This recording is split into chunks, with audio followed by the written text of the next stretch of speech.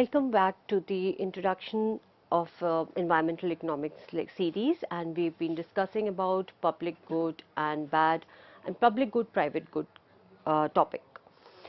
So we in this section we will be discussing about the horizontal summation of private good, and later on we will see how this summation changes into a vertical summation in case of public good.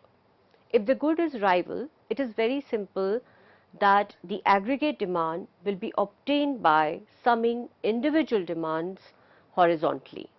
Okay, as you can see on your screens, we have the graph, and here on the first part of the graph we can see there are two individuals, A and B. Each of them have a different demand curve, and we will be adding their demand curve in order to find out derive the market demand curve on the right hand side panel of the graph. The left hand side tells you the individual willingness to pay for each particular quantity. So suppose we are given prices or willingness to pay by each individual. For each individual willingness, we will, in order to find out for a given marginal willingness to pay, how much is the quantity demanded by all of them. That will aggregate and derive the demand curve quantity, market demand curve. For example, we are at 5, suppose we in the first part of the figure we can see the marginal willingness to pay by individual A. Since it is the private good, each marginal willingness to pay for a particular quantity demanded is added. At the highest level, let us start with the highest level of marginal willingness to pay, which is 5. And who is willing to pay? It is individual B. So individual B is willing to pay 5 amount units, and the quantity demanded by individual B is 0 there, and the individual demand curve at 5 does not exist for A at all. So what is the total summation at 5 marginal willingness to pay? It is 0 plus 0, and finally we get 0 here. So one by one we mark all the points, individual MWTPs for A, and for a particular MWTP we will add up the quantity demanded by A and B. Let us move to the point 2. MWTP 2, there is no demand by the individual A, but individual B has 5 units of quantity demanded. You can see from the curve, map the curve at each point of MWTP. At 2 we see there is no demand, the individual B has 5 units, but A has no demand at 2. So if you want to find out the market demand, how will you horizontally add them together? The total market demand will be 5, because it is individual A, individual B plus individual A. Let's move on to the next MWTP, which is 1. The individual B demand is 8 there, while individual A demand is 11. So what is going to be the market demand at MWTP 1? It is individual A demand plus individual B demand. Individual A demand is 8 and individual B demand is 11. So we finally see at MWTP 1, marginal willingness to pay 1, it is 19, and that is plotted on the B part of the diagram, which aggregates both the demands at a particular MWTP, and that is how we get a kink in the diagram. So you can see again on the screens how clearly it is mapped horizontally. For horizontal summation, we pick up one typical fix the price MWTP and we add up all the demands of individual A and B. For 5 we saw there is 0 demand, so 5 is plotted as 5 on the right hand side. For 2 we saw that there is a 0 demand for one individual and there is a 5 demand on the others, so we plot up at 5.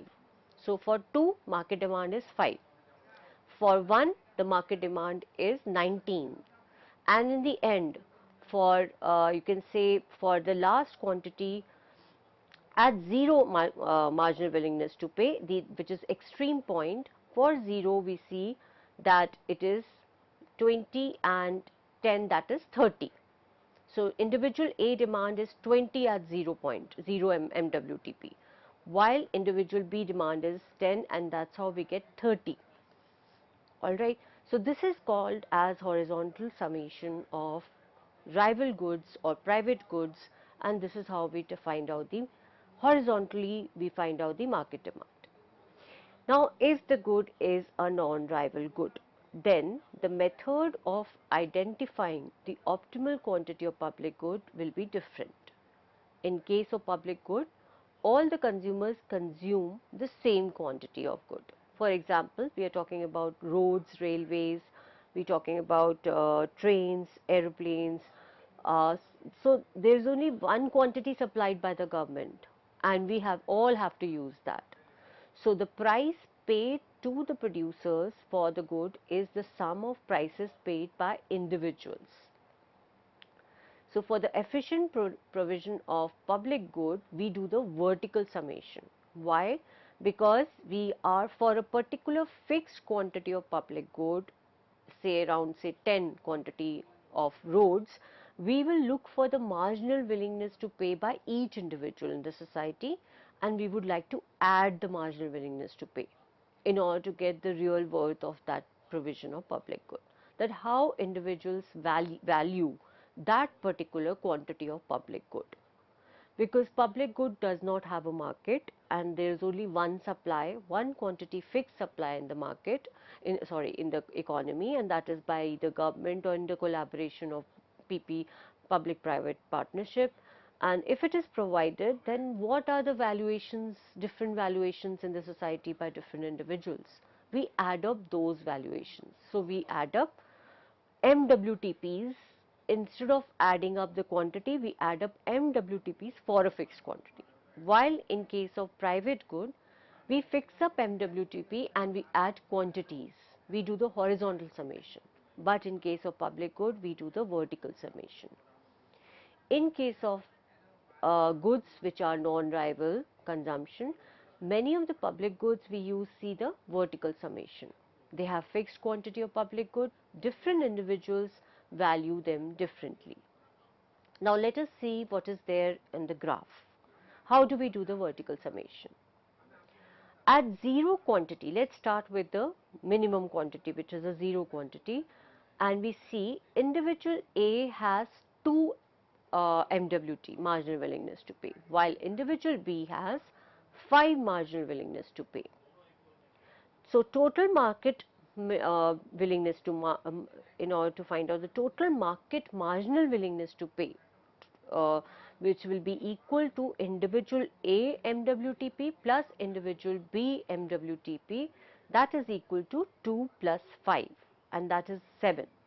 So when you aggregate vertically, at 0 quantity you get 7 total marginal willingness to pay. So let's take another quantity. We had taken the 0 quantity earlier. Now let us take the 10 quantity. So at 10 units of quantity, individual B marginal willingness to pay is 0, while individual A marginal willingness to pay is 1. So what is going to be the total? It is individual A MWTP plus individual B MWTP, which is 1 plus 0, that is equal to 1. So at 10 we see that there is only one marginal willingness to pay, so we plot 1. We are just plotting points for the deriving the market demand curve. Next we move on to the next quantity, which is 20. Total market MWTP will be given by MWTP A by A and MWTP by B. At 20 we observe that it is 0 by 0, 0 and 0 for both, and therefore we get at 20 0. So that is called as vertical summation. We add vertically the MWTPs. Instead of adding quantities, we add marginal willingness to pay by each individual for a fixed quantity. And then we move on from one quantity to the other quantity to see how the society is valuing that if you change the quantity. If you move from 10 roads to 20 roads infrastructure, then what is the valuation being done? There's a change in the valuation by the society. That's how we will we will observe the pattern of different scenarios of when we change the infrastructure or we change the provisioning of public good. So this is the difference between the marginal willingness to pay or vertical summation and marginal willingness to pay horizontal summation. Now, as we have derived the MWTPs, or you can say the demand curve for rival goods and as well as non-rival goods, we have seen that they can be plotted together.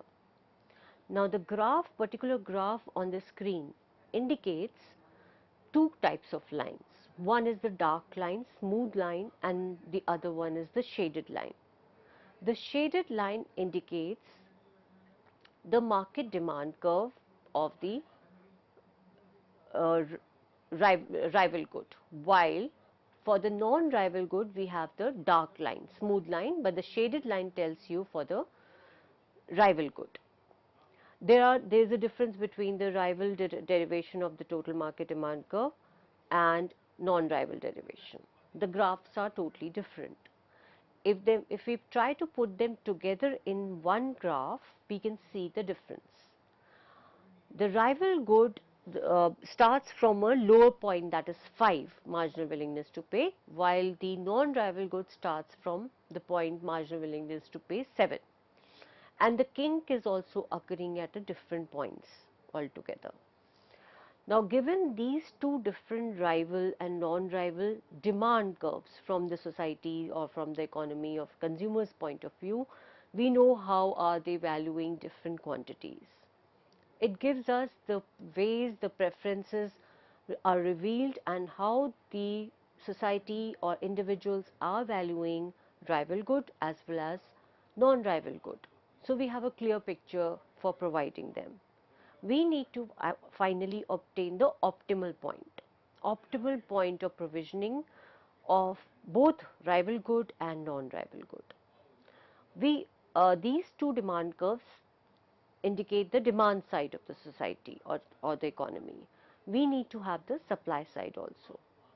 As we have discussed earlier in the earlier part of the lecture, that supply is the aggregate summation of all the individual supply of public goods.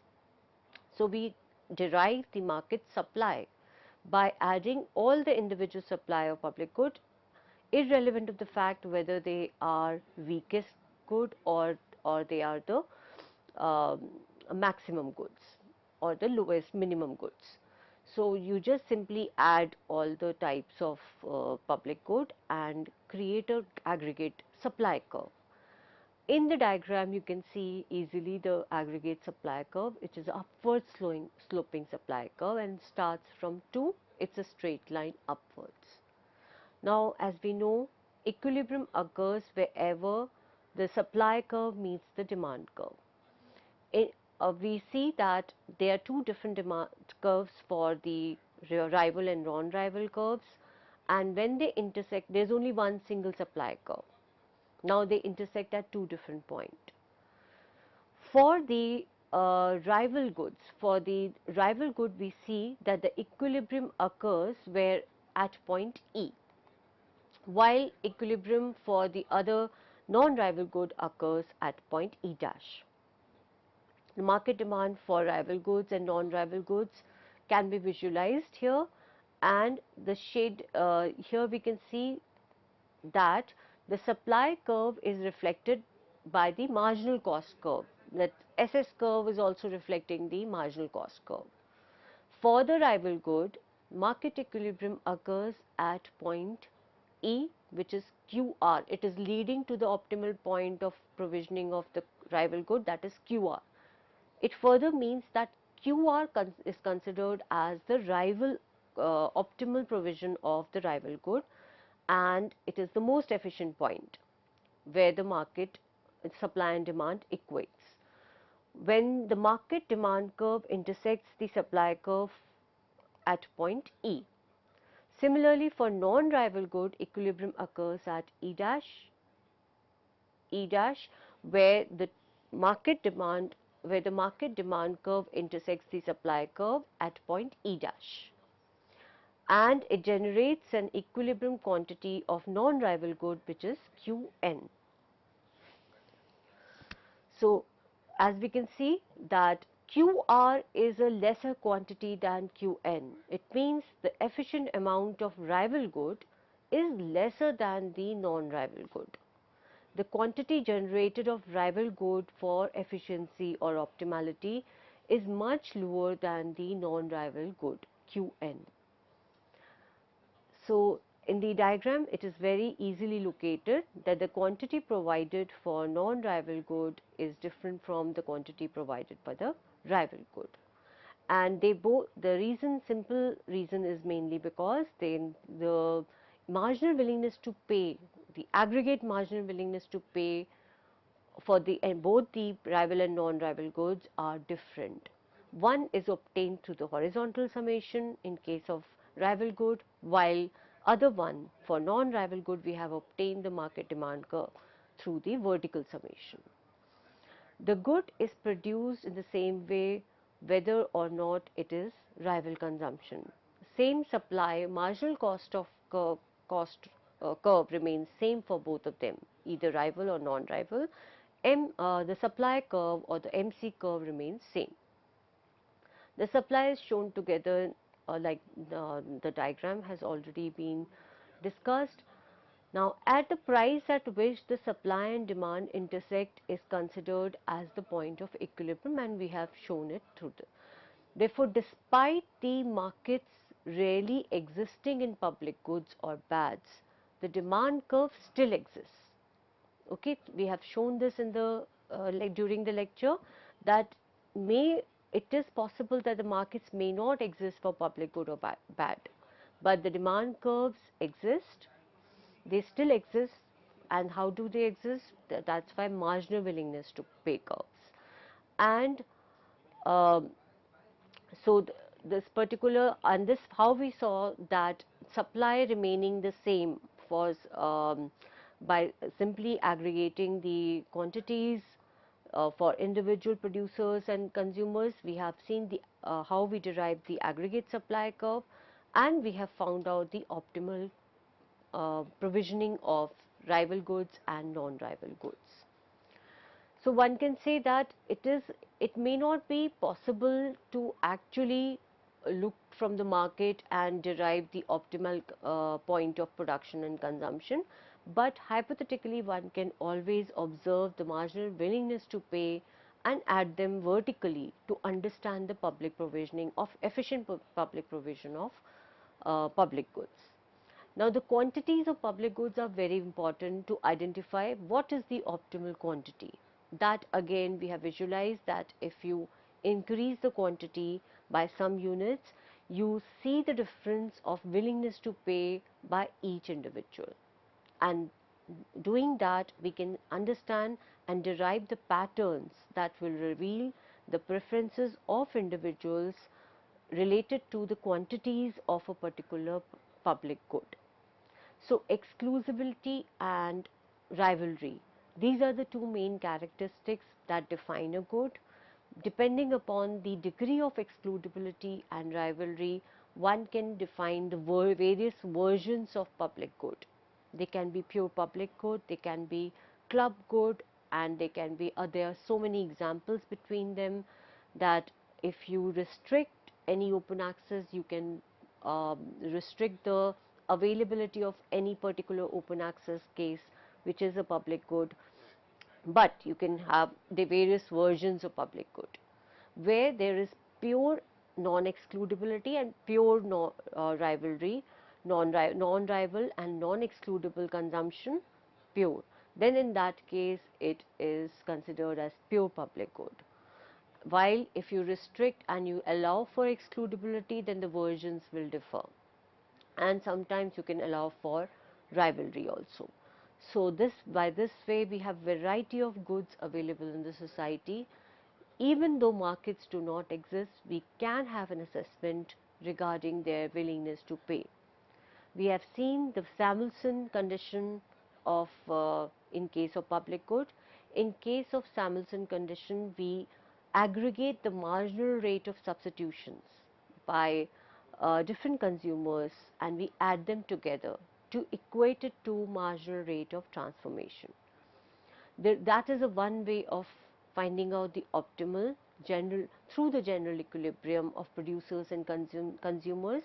We can derive the optimal point of production and consumption of public good, and that is through the Samuelson condition which we had derived, summation of all the marginal rate of substitution by all the consumers, and when it is equated to marginal rate of transformation and finally equated to the price ratio, then that will lead to a situation that is considered as optimal general equilibrium situation for the public goods. Parallel to this general equilibrium situation, we have used the framework of demand and supply in order to find out the market demand and market supply for the case of both rival and non-rival goods. In case of rival goods, we have seen that it is the horizontal summation that functions, and in case of non-rival goods, it is the vertical summation for deriving the demand curves. And finally, how do you find out the market demand and market supply curve? Market demand is by either horizontal or vertical summation depending upon rivalry and non-rival goods, while supply curve is simply the total aggregation of individual supplies of each producer and the point where they intersect individually, the market demand curve and market supply curve, that will lead to an optimal point of production and consumption in the market of public good. You may not call it as a market because public goods are not provided in the real markets, but they can be hypothesized and the optimal quantities of public good can easily be derived through this process. So in this lecture, we overviewed the concept related to the characteristic of goods based on rival excludability concept and rivalry characteristic of a good, and we derive the derivation of market demand curve for rival good was presented in the lecture. Then the horizontal summation was uh, uh, was presented by taking the case of market demand curve where there were two individuals, and for particular case of rivalry good we derived the horizontal summation of a market demand curve for individual A and B, and we saw that how the horizontal summation is done for a particular price, or you can say marginal valuation WTP, willingness to pay curve, and for a particular MWTP we were adding quantities in horizontal summation. While the derivation of market demand curve for non-rival good was also presented through vertical summation. Vertical summation, in that case we were deriving the market demand curve for non-rival good by fixing the quantity for the public good, and we were individually adding the marginal willingness to pay MWTPs by finally getting the idea that how much is the willingness to pay for a particular quantity. And finally we saw the comparison of provisioning of quantities of public and private good, that how do the quantities revealed through this framework of demand and supply and market demand and supply, and what is the difference between the quantity. And we saw that the rival goods were much lesser than the non-rival goods provisioning. So this is all about today's lecture. Hope you enjoy the lecture. Thank you so much.